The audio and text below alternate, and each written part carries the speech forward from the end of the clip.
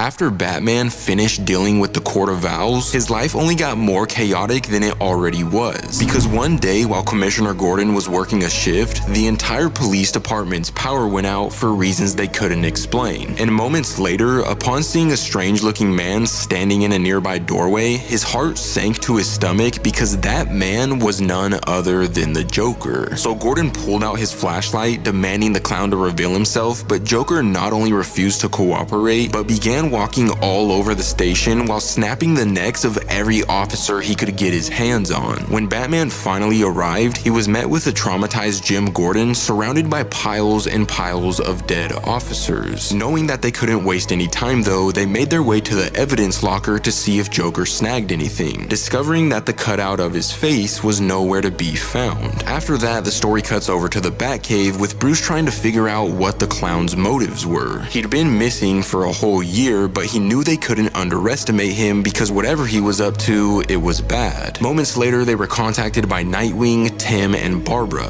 asking if the rumors about Joker being back were really true. So Bruce confirmed that they were true, only to be interrupted moments later by the Joker forcing a man to dress and act like him before killing him on a live TV broadcast. Later on, inside of a government facility, Commissioner Gordon put the entire police department on high alert, ordering the vast majority of them to watch over Gotham's mayor because the Joker stated he'd be dead by midnight. He'd then take the elevator to scan other parts of the building, only to be met by Batman gathering data on the mayor's blood to make sure it didn't have any Joker toxin. But he'd quickly realized something was wrong, so him and Gordon ran back to the mayor's office as fast as they could, discovering that instead of the mayor being poisoned, every single one of the officers watching him was poisoned. Upon taking a sample of the toxin, Bruce discovered it contained aspirin, chlorine, and ethane, which spelled out ACE if you only used the first letter in each word. So Bruce made his way back to where everything started, Ace Chemical, finding someone wearing Joker's notorious Red Hood suit. But he knew the person wearing the suit wasn't the Joker himself, so he began charging their way in an effort to take them down,